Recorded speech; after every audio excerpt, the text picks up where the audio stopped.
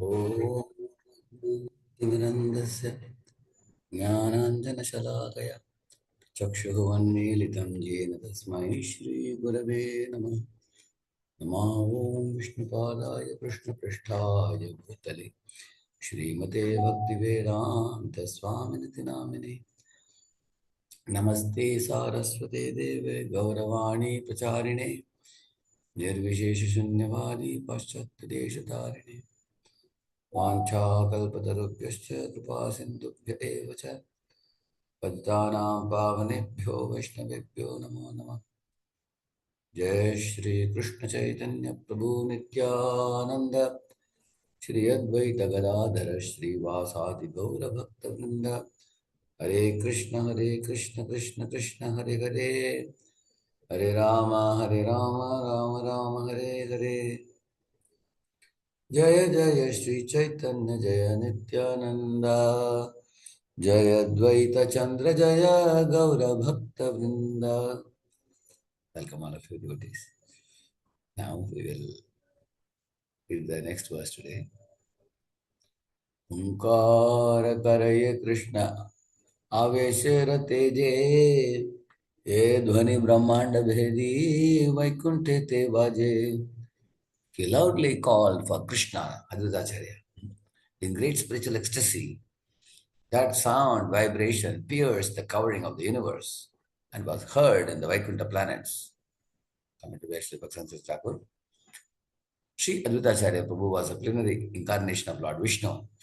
Therefore, by his great endeavor and influence, his chanting of Krishna's names crossed beyond the enjoying realm and sensual perception of the material world and echoed in the supreme abode of Vishnu, the transcendental Vaikuntha lokas, which are composed of pure goodness.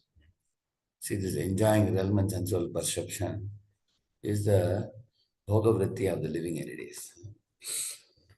Sometimes when we want to preach Krishna consciousness, you go to a place where people are very materialistic. When people are completely absorbed in eating, sleeping, mating, defending. And if we are not very strong devotees, if we go to such a place and try to preach Krishna consciousness, it will fall in the deaf ears of the people. Nobody will listen. Nobody will take our words seriously. Rather, we may get influenced by that material phenomenon. There is one law in thermodynamics called zeroth law of thermodynamics. If the materialistic person's temperature is 800, or if it is minus 800, and yours is 200, then the net result is minus 600. He is able to drag you. Therefore, you will see that you go to preach in some company where everybody is money-minded.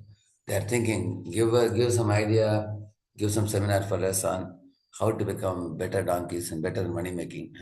So then our preacher also sometimes may not be able to influence them. So therefore, the spiritual potency of the preacher, the power of a sound vibration, that depends on whether it will penetrate the a material atmosphere. Like Srila Prabhupada went to a hippie land, surrounded by hippies in the park. When he chanted the holy name, we saw how the holy name, which was emanating purely from his heart, it completely modified the materialistic atmosphere, and it awakened everybody's hearts, and people became very purified, and even hippies became purified. And Haridas Thakur's pure chanting purified even the prostitute.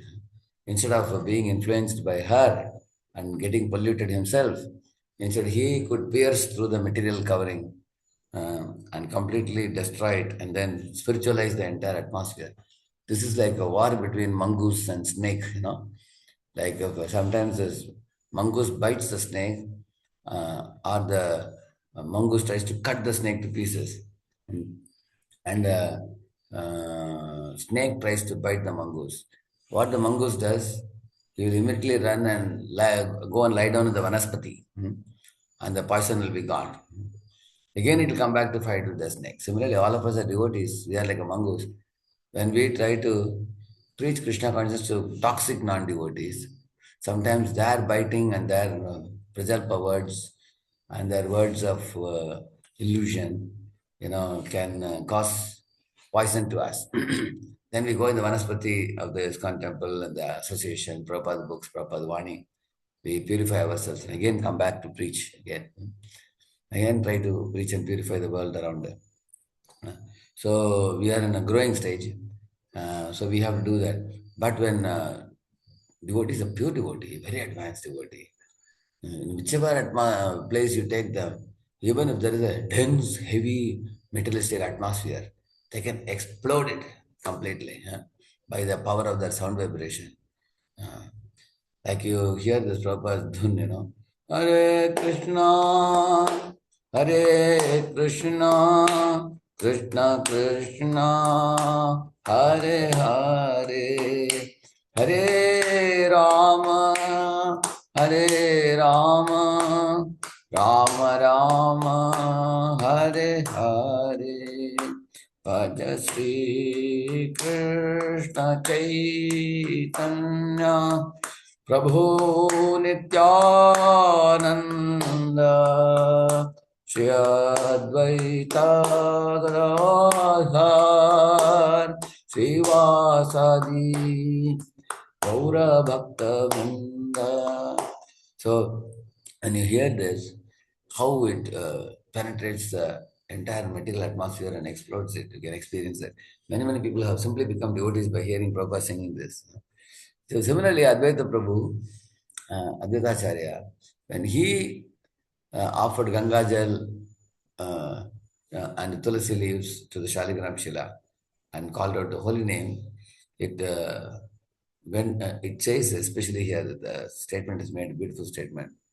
It says here, the chanting of Krishna's names crossed beyond the enjoying realm and sensual perception of the material world and echoed in the supreme abode of Vishnu, the transcendental Vaikuntha lokas, which are composed of pure goodness. That means his holy name had that potency to cross beyond the enjoying realm and the sensual perception. So just like if you have a tawa, frying pan, you put fire below, very hot. You throw water on the top of it, immediately it absorbs. You've seen that?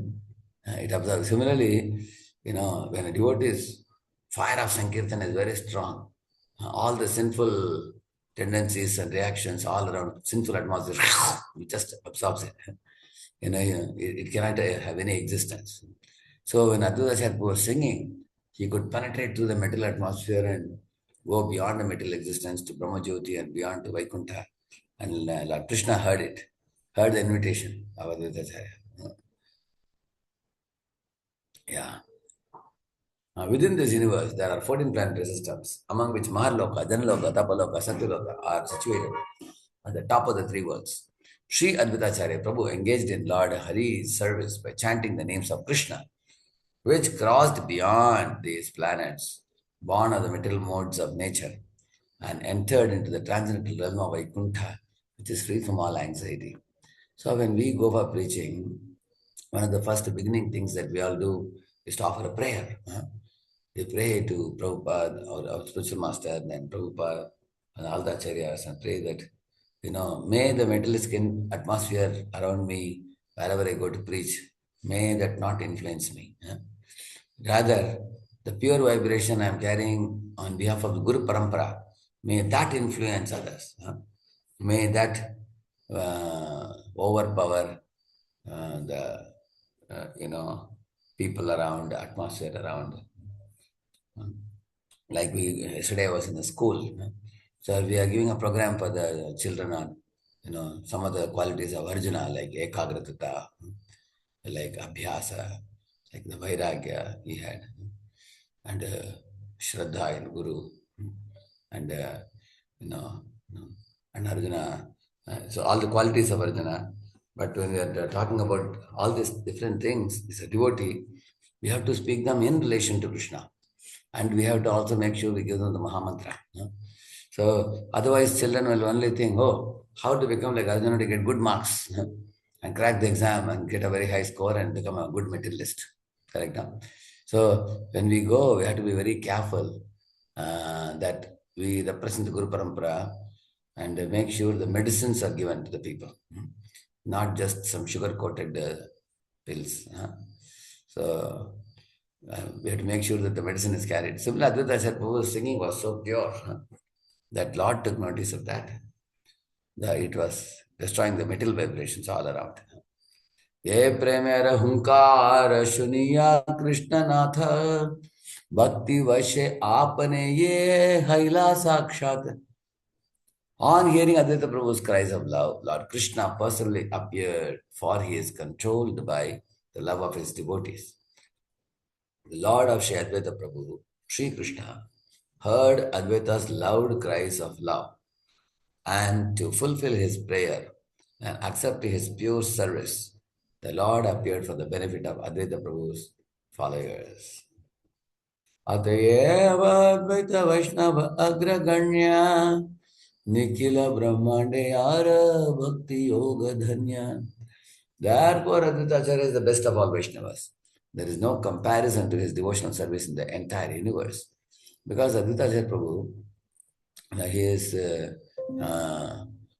Prabhu is Lord Vishnu, but in the mood of Sadashiva.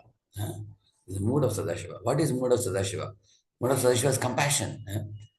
Yeah, like you can see, Shiva lives in Shmashan, which is a graveyard, and he wears the bhasma or the ashes from the graveyard on his body. He has a snake around his neck. He wears a deer skin on his body, and when he has his jatadhari also. It says jatadharo, tibratapo, ninam gurum, lokagurum, charachara gurum. These words are used for Shiva. Jatadharo means he is a jatadhari because he is very austere. He doesn't care for his external beauty. Jatadharo. Tivra tapas. He performs very severe penances by being in the Shmashan. Why he is in Shmashan? Because of being a very compassionate Vaishnava. He wants to deliver the ghosts and spirits. So in that mode he stays. So Advaita Acharya carried that mood only. His mood was to deliver all the suffering souls, adopting the mood of Lord Shiva. And he is Mahavishnu. His identity is Mahavishnu, but his mood is Lord Shiva. Is a combination of two, like that. So therefore, he is the foremost Vaishnava. There is no one like him, it is said in the entire universe, because Vaishnavana Mita Shambhu. He is an incarnation. Yeah, he is personally Vishnu Tattva as an Acharya. And as an Acharya, he is an incarnation of the devotee. And as good as Hari, it is said.